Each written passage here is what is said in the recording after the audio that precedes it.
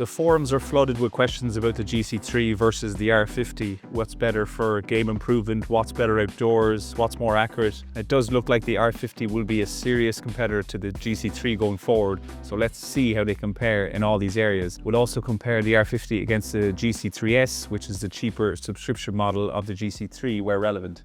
Okay, so this is the big selling point of the R50. It doesn't need a supported device like a PC or an iPad to play virtual golf. You can do everything on the R50 inbuilt screen, including playing virtual courses. You've got this 10-inch color touchscreen which works like an iPad. Navigation and the design is modern. Everything's laid out in an intuitive way. The screen can easily be read in dark or bright sunlight outdoors, and the touchscreen technology is as responsive as an iPad. You can customize the interface to show different features at once in a split screen, like this impact video in the virtual range on the screen now. You can connect to a HDMI cable and show different displays on the external screen to the R50 screen. Shot data also appears less than a second after you hit the ball. One issue that annoyed us is the R50 doesn't connect to a third-party device like a PC or iPad at all. You can't control what's on the R50 screen from an iPad or PC, which means you have to bend down to the unit to make adjustments. Now you can still play third-party simulators like GSPro wirelessly with the R50, but right now there is no integrated app that lets you control the R50 screen with an external device. The GC3, GC3s built-in screen is a monochrome LCD. It's not a color touchscreen, and you will need to scroll manually to see all of your data metrics. It won't show them all at once like the R50. The monochrome screen can be hard to read sometimes if you're in bright sunlight, but the big advantages that GC3 has over the R50 is the connected apps that lets you play GC3 software from your PC or an iPad, like FSX Play for the virtual courses and FSX Pro for challenges and practice. You get customization like reordering your data metrics like on the R50, and you can change camera views without having to bend down to adjust the unit. You can do all of this as you play. Shot responsive is also under 1 second with the GC3, and the navigation is pretty straightforward. One issue we would have with the GC3 is the user experience can be a bit tiresome, as there are multiple apps to use like FSX Play or FSX 220 and FSX Pro. They should really streamline these and make them all one app for simplicity. The R50 has a more modern interface, but having to crouch down to adjust it is a downside. So even though the GC3's interface isn't as modern, I'm going to call this a tie because of its app compatibility. A quick heads up, our Golfible website has 2 free tools to help you find the launch monitor that best fits your needs. Use our filter tool to instantly find monitors with the exact features you want, like built-in display for example, and it'll show you which launch monitors have that feature. Click the compare button to compare up to 4 launch monitors side by side in our comparison tool, where you can see every feature at a glance. Both tools are linked in the description. Now back to the video. You won't spend much time setting up either unit indoors or outdoors. They both have a smooth process that's simple to follow. Alignment is done with the dual ball method on the R50 screen, which uses the positioning of 2 golf balls to help it align correctly. The GC3 needs a physical alignment stick, which will be more precise than the dual ball approach, but it will take a little longer to get right. Finding the hitting zone is really easy on both devices because the built-in screens show you where the ball needs to be. An area where the Approach R50 falls down though is the hitting zone size. For ball data only, it's a good size, as you can get 11.25 inches in length by 8 inches width of hitting zone. But if you want to see club and ball data, the hitting zone shrinks to 3.75 inches in length by 8 inches width. Now that isn't much space to work with, especially outdoors if you're taking divots. That small hitting zone can quickly become a mess, so you'd need to move the unit a bit. Not as much of an issue inside, but your mat will get worn down a bit. The GC3 hitting zone is 7 inches length by 10 inches width, so the length zone is almost double that of the ball and club data zone of the R50. They do have the same indoor space requirements as both are set up to the side of the golf ball, which means they need around 10 feet minimum in room depth to work comfortably. For the GC3, GC3s, if you want to see virtual range or courses and all the data metrics on one screen, then you will need to connect to Foresight's app on the PC or iOS. And that's going to take a little longer than R50, which has everything on the built-in screen. The R50 also makes it easier to see gameplay on a big screen as they have an HDMI cable which connects directly to a TV projector. GC3, GC3s doesn't have a HDMI. So overall, I'm going to give the setup win to the Garmin R50 because it's slightly quicker and smoother. So here's the 20 metrics you're going to get with the R50, including the key club data metrics like face to path. On the GC3, GC3s, you're going to get these 11 data metrics.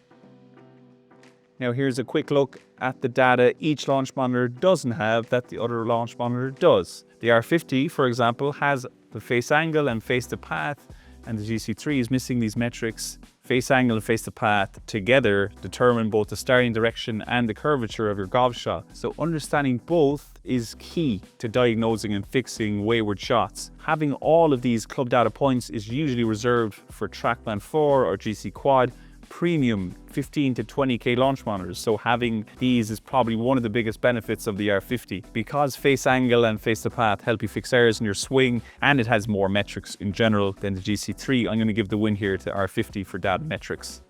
The Garmin R50 comes with Home T Hero, which gives you access to over 43,000 courses from Garmin's GPS database. That's pretty much every course in the world, including your local one. We've tested it, and even the smallest local courses showed up. So that means you can actually practice on your home course anytime you want. For most of us, there is no other launch monitor that will let you play at your local course. It's going to help you visualize and plan shots for specific holes. It can give you an advantage, and it will help decision making during real rounds.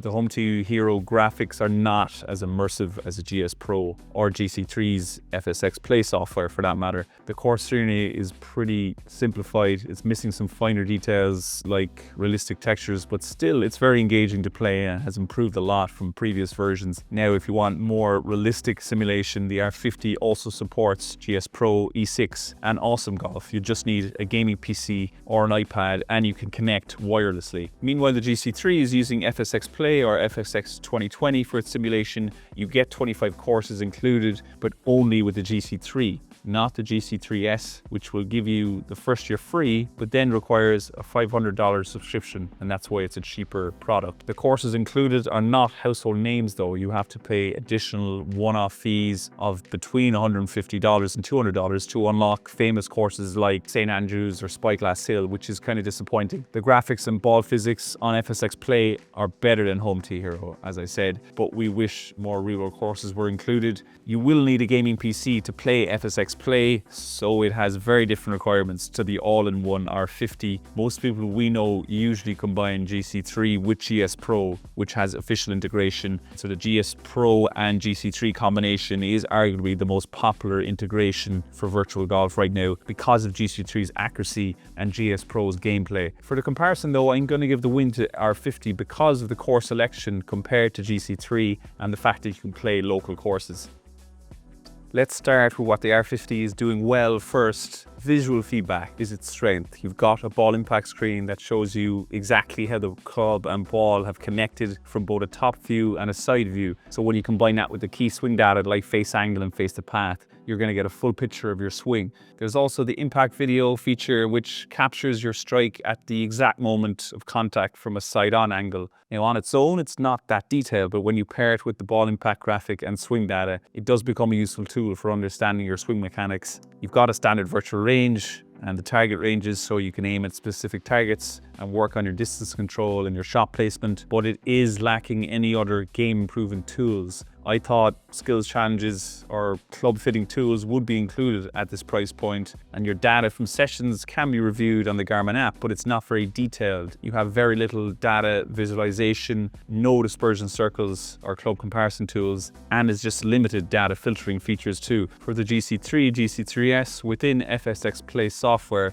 you get built-in target challenges like closest to the pin. You've also got fun drills like inside 6 feet on FSX 2020, where you can try and land 10 shots within 6 feet of the pin to level up, which is helpful for your accuracy. You can do deeper, more database training in FSX Pro, which offers you a driving range built for shot analysis. All of the GC3 software includes detailed dispersion maps, side-by-side shot comparisons, and 3D ball flight renderings. So they have filters for club, ball, and sessions. So there's a lot more detail than the R50. Like the R50, the GC3 also has a ball impact graphic so you can assess it, but it will be missing some important metrics like the face angle and face to path. FSX Play and FSX 2020 will integrate with swing cameras too, so you can watch your swing from multiple angles in slow motion to identify issues with your swing. and Foresight have added something called link-enabled technology, which connects your GC3 and GC3s to a Bushnell rangefinder, which actually uses your shot data to make club recommendations and shows shot dispersion patterns. And with the GC3s, that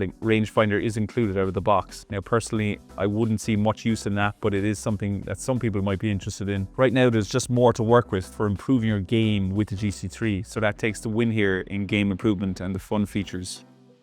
The GC3 and GC3s main difference is in their pricing models, so we will split their comparisons against the Garmin R50 into two parts. First, the GC3 will cost you $7,000 for ball and club data with no subscriptions versus $5,000 for the R50. So what do you get with the GC3? You're going to get access to all of its features like the 25 virtual courses on FSX Play with the full ball and club data metrics, game improvement features, and the fun features like closest to the pin, and the virtual range and FSX Pro and the Bushnell rangefinder is included. For the R50, you're going to get the virtual range, all metrics, and the visual feedback tools like the ball impact graphics screen and impact video included out of the box. The R50 does have subscriptions, but they are low considering some competitors like the GC3s, which we will come to shortly. $99 per year or $10 per month gets you access to all the virtual courses on Home to Hero, and that's the only feature upgrade right now with the R50 subscription. There is a lot more coming your way in terms of software and features, so I'm going to give the win here on pricing to GC3.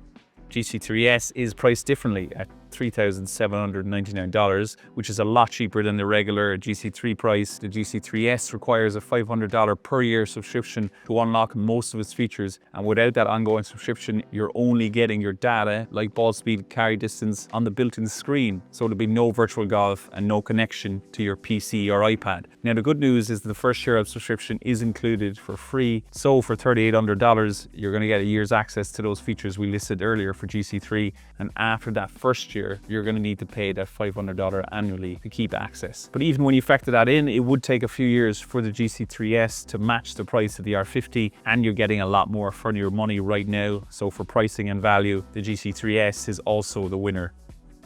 The R50 and GC3 can't be tested side by side because their tracking systems interfere with each other during shots, and that's been shown in lots of videos. Now, the GC3 and Foresight in general is the industry leader for launch monitor accuracy, so instead we just focused on the R50 with our pro golfer, testing how consistent the readings were. We looked at shot shape outdoors, which matched what the R50 virtual range was showing. Slices and hooks were getting picked up by the R50 and matching real world ball flight, and the pro golfer didn't have any shots where he questioned the ball flight really. Carry distances for drivers, irons and wedges were in a consistent range, matching our pro golfers' numbers, and spin numbers were not showing any strange outliers for high spin wedge shots or high speed driver shots. The main issue was putting in Home to Hero. We used Pix golf balls for putting, but it felt like the green speed settings were off. Putts were too fast or too slow, and putting off the green was a bit of a mess where the reduction in power was far too high for just off the green. Even though the metrics the R50 was showing were consistent and reliable for the most part, as a new technology, it can't compete with the GC3 right now, which is the benchmark for accuracy. So the win here is going to GC3.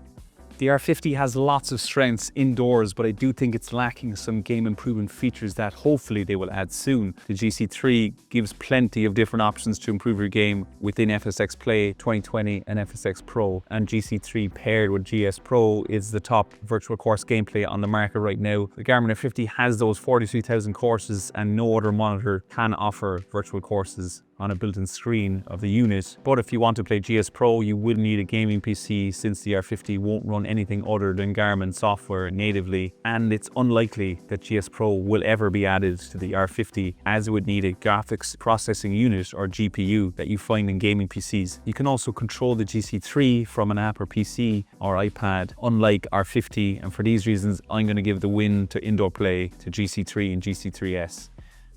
Outdoors, the R50 is a far bigger and less portable launch monitor than the GC3, but we actually prefer it. You do have a carry case included if you're bringing it outdoors. It does read shots accurately from the grass and mats. You can read all your metrics from the R50 color screen on one page. For the GC3 built-in screen, you need to scroll manually on the unit to see ball and club data. Now, you could use the Foresight app, but it can be inconsistent at connecting, particularly when out in the course or with bad signal. It can be tricky to use, as you can see from its review rating feelings here. The screen is far easier to read in direct sunlight on the R50 or when it's dark than the GC3. Now, one weakness would be the smaller hitting area for club and ball data, and the R50 battery life is 4 hours versus 5 to 7 hours for the GC3. But overall, it's better at the range for us, and also on the course if you have space to carry it in your golf buggy, for example. So we're going to give the win here to outdoor play to the Garmin R50. I do think the R50 will add more game improvement tools in the future, so it could be a more advanced launch monitor 6 months from now. Check our linked comparison article to see any updates on these launch monitors, and you can use our filter comparison tools to help you narrow down your choice based on what features matters to you, or check out the next review on the screen now.